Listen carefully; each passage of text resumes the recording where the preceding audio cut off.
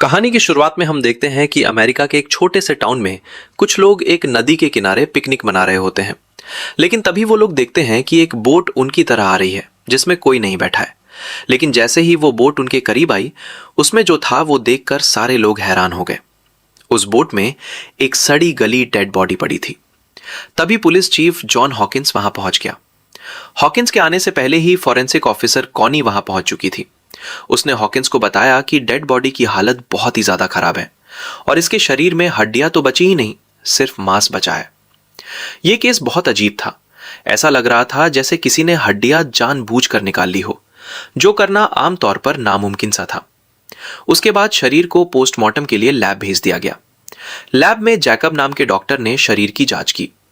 जांच पड़ताल के बाद जैकब ने हॉकिंस को बताया कि ऐसा ही लग रहा है कि किसी ने ध्यान से सारी हड्डियां निकाल ली हो। लेकिन ऐसा सोचने वाली बात है कि यह किया कैसे होगा किसी ने। उसके बाद जैकब को शरीर के अंदर एक अजीब कीड़ा भी मिला। फिर उस कीड़े को जैकब ने एक कांच की बोतल में बंद कर दिया। हॉकिंस ने बोतल को कॉनी को दिया ताकि कॉनी उससे संभाल के रख सके। हो सकता है कि यह सबूत के तौर पर काम आ जाए, जिससे मौत के कारण का पता लगाने में मदद मिले। जल्दी ही कॉनी को इस आदमी का नाम पता चला। उस आदमी का नाम डॉक्टर कोल पार्सन्स था। वो साइंटिस्ट है जो 1 साल पहले यहां रहने आया था। उन्हें इस आदमी का वॉलेट और कुछ सामान इस बोट में ही मिले। यह आदमी पहले एक यूनिवर्सिटी में प्रोफेसर हुआ करता था, लेकिन बाद में उसने सब कुछ छोड़ दिया और अकेले जाकर नदी के किनारे रहने लगा, एकदम जंगल के बीचों बीच। लेकिन हॉकिंस को इस आदमी की जांच करने के लिए उसके घर जाना होगा। इसके बाद हम एक लड़की को देखते हैं जिसका नाम मैग है और वो हॉकिंस की एक्स गर्लफ्रेंड है। मैग पुलिस के लिए जंगल की गाइड के तौर पर काम करती थी। हॉकिंस मैग से मिलकर इस केस की पूरी जानकारी देता है। मैग ने कहा वो उस साइंटिस्ट को जानती है। उसने 1 साल पहले उस साइंटिस्ट की कुछ सामान लाने में हेल्प की थी। वो जानती थी कि यह साइंटिस्ट किसी एक्सपेरिमेंट पर काम कर रहा था, लेकिन वो हॉकिंस को कहती है कि उसे इस एक्सपेरिमेंट के बारे में ज्यादा कुछ नहीं पता। हॉकिंस ने मैग को अपने साथ चलने के लिए कहा ताकि इस केस की छानबीन में मदद मिल सके। मैग मान जाती है। हॉकिंस ने जैकब को भी साथ आने को कहा। हॉकिंस ने जाने से पहले कुछ सूचना इकट्ठी की, लेकिन उसे एक हैरान कर देने वाली बात पता चली। जो साइंटिस्ट था उसकी एक छोटी बेटी भी थी जो आज से 1 साल पहले गायब हो गई थी और आज तक उसका पता नहीं चला। अगले दिन हॉकिंस, मैग और जैकब अपना सामान गाड़ी में भरकर घने जंगल की ओर निकल पड़े। इस सफर का कुछ हिस्सा उन्हें बोट से तय करना होगा ताकि वो साइंटिस्ट के कैबिन तक पहुंच सके।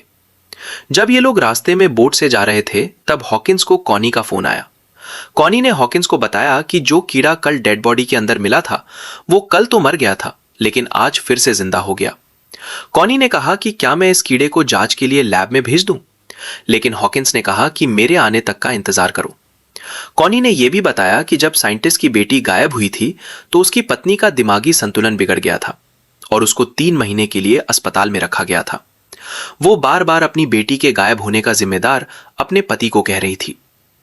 अब रात हो चुकी थी।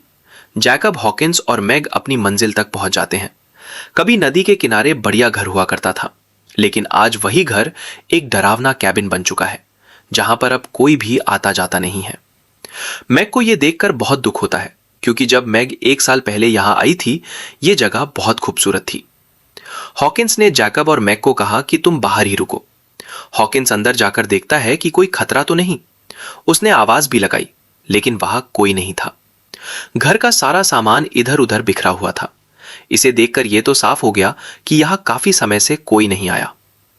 जब हॉकिंस घर की छानबीन कर रहा था तो उसे कुछ अजीब चीजें दिखी। जैसे अजीब तरह से हिलती हुई छत देखकर लगता है कि वो जिंदा हो। कुछ समय बाद हॉकिंस को एक कमरा मिला जिसका दरवाजा किसी ने अच्छी तरह से बंद किया हुआ था, लेकिन फिलहाल उसने दरवाजा नहीं खोला और बाहर जैकब और मैग को बुलाने चला गया। अब रात बहुत हो चुकी थी। जंगल में जाना सुरक्षित नहीं था। उन्होंने रात वहीं रुकने का फैसला किया, लेकिन वहां का माहौल बहुत अजीब और डरावना था। घर में घूमते हुए भी उन्हें अजीब और डरावनी आवाजें सुनाई दे रही थीं। लेकिन हॉकिंस ने कहा, डरने की जरूरत नहीं, ये आवाजें किसी चूहे या किसी छोटे जानवर की होगी। लेकिन टेंशन और बढ़ने लगी, क्योंकि घर की सभी लाइट जलने बुझने लगी, जिससे उन्हें ये घर की जगह और भी अजीब और डरावनी लगने लगी। तभी उन्हें एक बेसमेंट का दरवाजा दिखा। वो सब अंदर जाने लगे। उन्होंने सोचा कि नींद तो वैसे भी नहीं आ रही, क्यों ना थोड़ी छानबीन ही की जाए। जैसे वो सभी नीचे गए, उन्हें एक बिजली पैदा करने वाली बड़ी मशीन मिली। ये मशीन एक बड़े इंडस्ट्रियल चार्जर जैसी लग रही थी। उस मशीन का पूरी तरीके से क्या काम है, उन्हें समझ नहीं आया, लेकिन ये मशीन काफी पावरफुल और खतरनाक लग रही है। हॉकिंस ने यहां आने से पहले जो रिसर्च की थी, उसमें भी किसी ऐसी ही मशीन के बारे में लिखा हुआ था। जब वो रसोई की छानबीन कर रहे थे, तब उन्हें पता चला कि रसोई की अलमारी से कुछ तार ऊपर की तरफ जा रहे थे। उन्होंने अंदाजा लगाया कि इस घर में जो मशीन है, वो ऊपर वाले कमरे में ही होगी। हॉकिंस ने पहले जो कमरा देखा था, वो अपने आप खुल गया। फिर तीनों उसके अंदर चले गए। उन्होंने देखा कि दीवारों पर अजीबोगरीब फोटो लगे हुए थे और कुछ अजीब से निशान बने हुए थे, लेकिन कुछ साइंस से जुड़ी हुई चीजें भी थीं। ये साइंस और काले जादू दोनों का रहस्य लग रहा था। वहां कुछ फोटो तो बहुत ज्यादा हैरान कर देने वाली थी। जब वो छानबीन कर रहे थे, तो अचानक एक मकड़ी जैकब के मुंह पर काट लेती है। जैकब डर गया और घबराकर कमरे से बाहर भाग जाता है। हॉकिंस ने फिर कॉनी को फोन किया और कहा कि पता लगाओ कि यह घर किसने बनाया है, लेकिन छत से आ रही इलेक्ट्रोमैग्नेटिक रेडिएशन के कारण उनका फोन अचानक से कट जाता है। और दूसरी तरफ जैकब को हॉकिंस और मैग को लेकर कुछ टेंशन थी। दरअसल मैग हॉकिंस से पहले जैकब की गर्लफ्रेंड थी और वो आज भी कहीं ना कहीं उससे प्यार करता था। इस कारण उन तीनों के बीच माहौल थोड़ा अजीब हो गया था। जैसे ही वो लोग सोने लगे, तो हॉकिंस कहता है कि हम तीनों को एक ही जगह सोना चाहिए, ताकि कोई भी खतरा आए तो सभी मिलकर उसका सामना कर सके। लेकिन मैग कहती है कि मैं अकेली सोना चाहती हूं, मैं एडजस्ट नहीं कर सकती तुम्हारे साथ। रात को जैकब बहुत बीमार हो गया। शायद इसका कारण यही था कि जैकब को उस मकड़ी ने काटा था। कुछ देर बाद मैग हॉकिंस के कमरे में आ जाती है, क्योंकि मैग को लग रहा था कि इस कमरे में कोई बुरी शक्ति है। वो हॉकिंस को बताती है कि उसने जंगल में बहुत सी रातें बिताई है, लेकिन इस घर में ही उसे कुछ अलग ही एहसास हो रहा था। बातों बातों मैग ही दोनों एक दूसरे के करीब आ गए और दोनों के बीच करीबियां बढ़ने लगी। तभी हम देखते हैं कि छत से एक सीढ़ी नीचे की ओर आई। जैकब की हालत अब और खराब होती जा रही थी। ऐसा लग रहा था जैकब अपने वश में नहीं है। तभी अचानक बाहर से एक आवाज आती है। हॉकिंस और मैग ने जल्दी अपने कपड़े पहने और जैसे ही कमरे से बाहर निकले, उनके सामने एक औरत बंदूक तानकर खड़ी थी। ये औरत और कोई नहीं, डॉक्टर कोल पार्सन्स की बीवी लिंडा थी, जो अपने गायब पति को ढूंढने आई थी। तभी हॉकिंस उसे समझाता है कि मैं एक पुलिस वाला हूं और तुम्हारे पति की डेड बॉडी नदी के किनारे मिल चुकी है। तभी लिंडा उन पर भरोसा करती है और अपनी बंदूक नीचे कर लेती है। जब ये लोग बातचीत कर रहे थे, तभी मैग बेसमेंट में जाती है, ताकि कैबिन की बिजली को वापस लाने का कोई तरीका मिल सके। तभी हम वहां एक बच्चे की डरावनी परछाई देखते हैं, जो मैग का पीछा कर रही थी। तभी मैग को एक गुड़िया मिलती है। मैग उस गुड़िया को अपने साथ रख लेती है।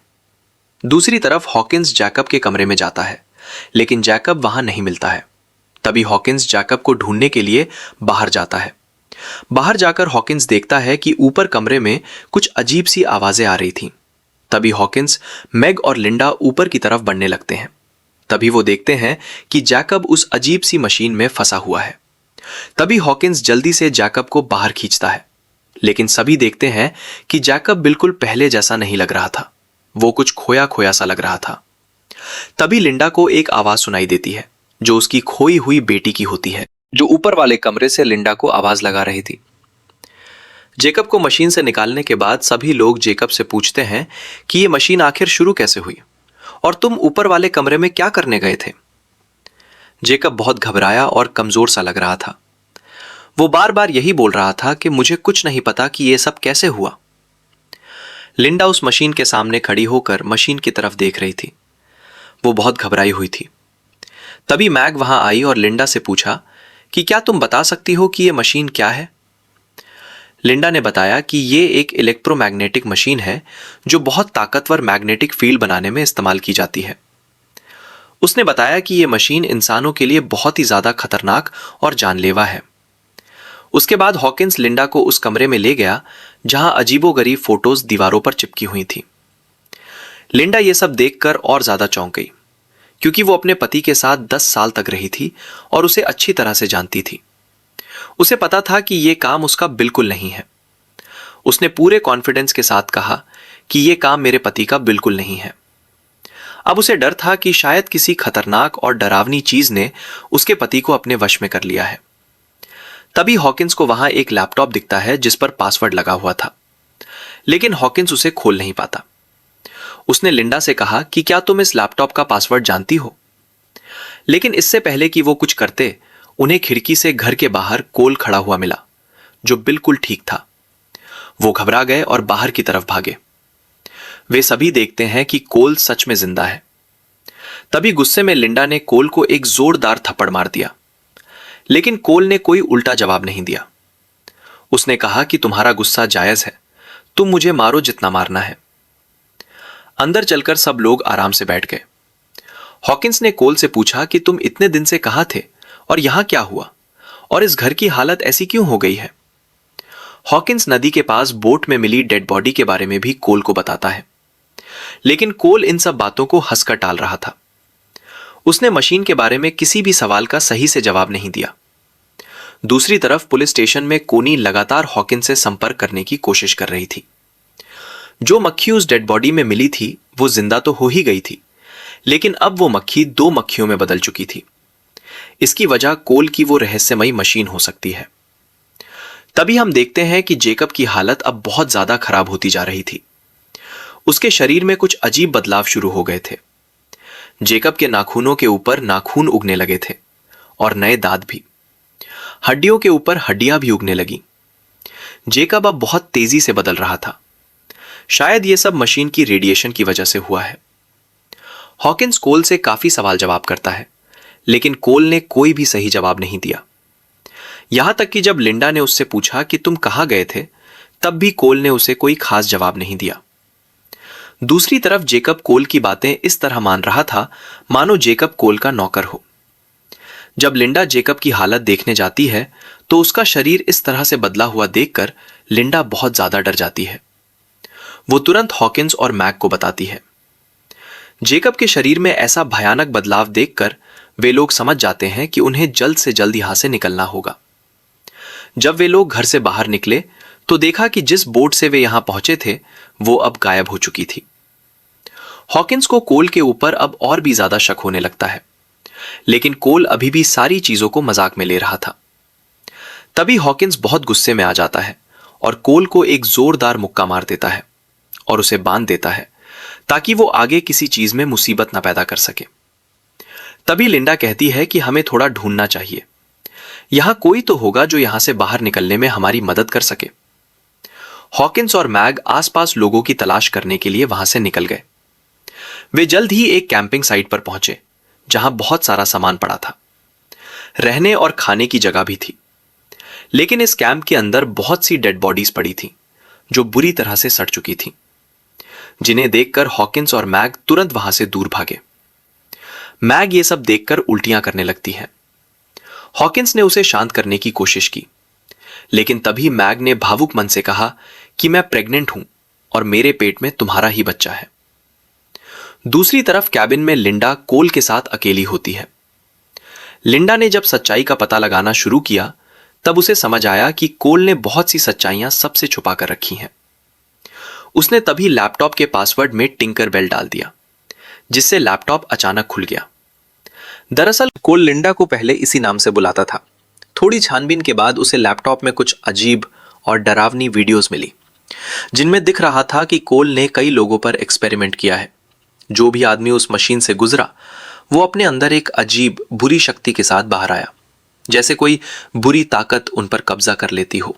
लिंडा को फिर पता चला कि कोल खुद इस मशीन से गुजर चुका है और जो डेड बॉडी नदी के किनारे मिली थी वो असली कोल की थी।